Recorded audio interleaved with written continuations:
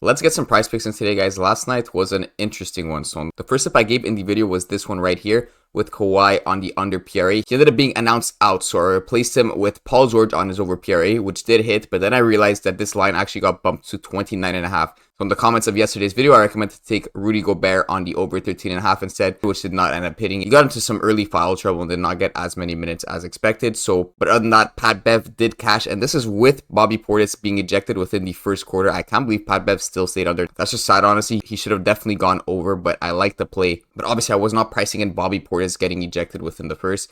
Other than that, the stack from Philly did not hit, and these stacks have not been hitting. See, both of them on Chicago and Philly did not hit, and that's kind of the dagger that we needed for this slip here. We had Towns on the over and Naz Reid on the under. Towns cleared this very easily, and Naz Reid stayed comfortably under. It's just the two stacks in the MLB that did not pan through, but trust me, guys, they do work. It only makes sense if one guy's getting more hits, runs, RBIs. His teammate is more likely to get more hits, runs, RBIs. It has not been working recently, but I'll just show you in the example here. Justin Turner and Davis here on Toronto, both on the hit, runs, RBI, and cleared both of them. And this was even a demon prop, and just another example here on Oakland, Seth Brown and Tyler Nevin. So this is what it should look like. Obviously, we're just playing two slips. It's likely that the stack's not going to hit every time. But as long as I'm hitting these at least 1 in 3 times, I mean the stack specifically, then we're going to be good. So despite all the green yesterday, so far we are 0-6 on the 4-mines. But like I said, we need to hit 1 in 10. And I will be tracking these every single day, every single video. I'll be doing 2 a day. And we'll see that you're going to be up in the long run once we start cashing them in. That being said, it is Monday, and I will recap the Discord. So this week we actually did not hit a 38x, and we're down 26.1 units on Prizepicks this week. And I'm not ashamed to say it because, as I always show, we have this graph that tracks every single day,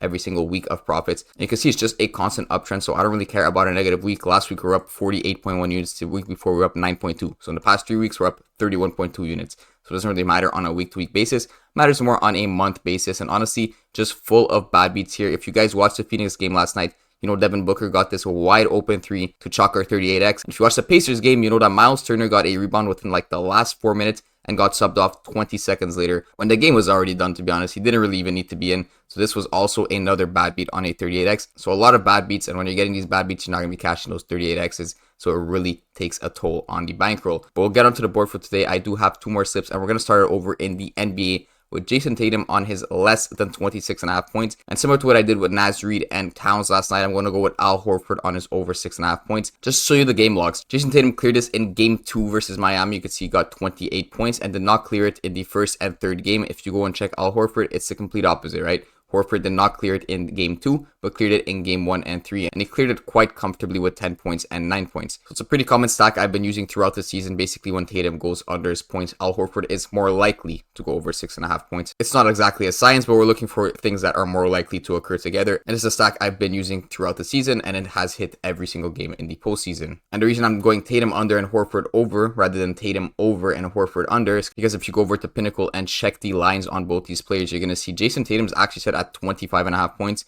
Remember, we're getting him at 26.5. Every single point counts. I'm not sure if his line was set at 27.5 last game, but you can see he got right over that at 28. So getting that 26.5 rather than that 25.5 is going to be a benefit to us on the under. If we check Al Horford, he doesn't have any crazy juice towards the over. Very, very slight juice towards the over at minus 116 compared to minus 114 on the under. But again, since we're taking Tatum on his under, we know that that minus 116 is a bit higher because Horford's going to be more likely to go over his points if Tatum's lacking in his points department. On top of that, Tatum has just not been scoring that much. You're going to see in these games 41 minutes, and 39, where he scored 23, 28, and 22 respectively. These games are super low pace. I mean, just look at this: 104 points, 101 points, and 114. Tatum does not strive in these low pace environments. See, even in these regular season games with these low totals, 109, 91, 101, he just does not get as many points, only 18, 22, and 17 respectively. And the pacing is not going to be any different for tonight. You're going to see maybe 100 points each for both teams. If you go over to the total, you could see that straight etched in to the Boston Celtics versus Miami. 203.5 total. You can even go over team props. Boston Celtics are expected about 107 points. So it's really not much. You'd have to score a quarter of the points tonight. And with players like Jaylen Brown, who could just pop off at any single moment, I don't think he's going to be getting a quarter of those points tonight. So Jason Tatum on the under. Horford has been playing well too. So let's grab this as the first stack. Complete the 4-man. We're going to go over to the MLB and grab a stack from the Braves. You're going with Austin Riley on his over 1.5 hits, runs, RBIs. And we're going to be pairing this up with Ozuna on his over 1.5 hits, runs, RBIs. In the expected batting order tonight, you're going to see Austin Riley at that third batting position with Ozuna at that 5th. So honestly, I think my favorite batting order is when they're about 2 batters in between, because normally Austin Riley could get on base, for example. Olsen could also get on base, and then maybe Ozuna's running in Riley. So at the very least, Riley will have a run. Ozuna might have an RBI, but the idea is they could both complete their hits, runs, RBIs within the same inning. And the Braves are a very good team. Of course, they're like one of the top teams in hits. They're one of the top teams in runs, and they're one of the top teams in RBIs. So the more at-bats the team gets as a whole this game, of course, you're going to have more opportunity to loop through these 2 players, and Riley could get an extra at-bat, and Ozuna could get an extra at-bat. So every at-bat's going to be an extra % chance that these players could get another hit. On top of that, you can't ignore the juice, so Austin Riley with heavy juice towards that over at -130. Ozuna has a bit less here at -120, but still both juice towards the over. Let's hope that this stack actually cashes tonight, because we've been getting pretty unlucky on that, but let's lock this one as the first slip, and let's get onto the second slip right away. Over in the NBA, I'm going with something a bit controversial. I'm actually going to go with Michael Porter Jr. on his under 19.5 points. He's cleared every game this series, because I don't think in game 1 he had it set at 19.5. It was probably set like 17.5 or 18.5. So he has gone over his points total every single game, I would assume. And I want to be going with Jamal Murray again. I took him last game. This is why I said it's going to be a bit controversial. I'm going to be actually going on his over. He has still not cleared this line in this series, getting right next to it every single game. And last time, my biggest problem with Jamal Murray was that he's not been shooting efficiently.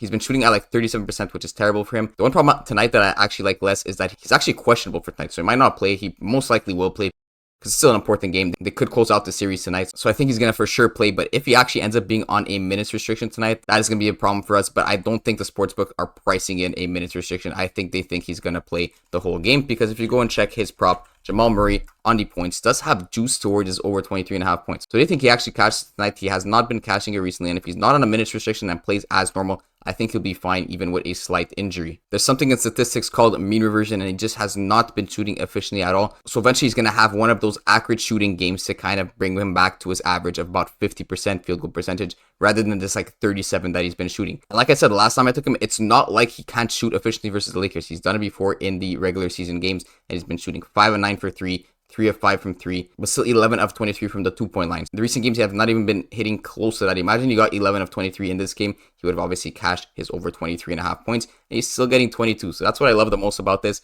I'm going to be rocking with him once again. And if we check Michael Porter Jr., he actually has juice towards the under here at 19.5, so -133 towards the under. So Jamal Murray has juice towards the over, Michael Porter has juice towards the under, and there's a nice relationship between these guys since Jamal Murray has gone under every single game.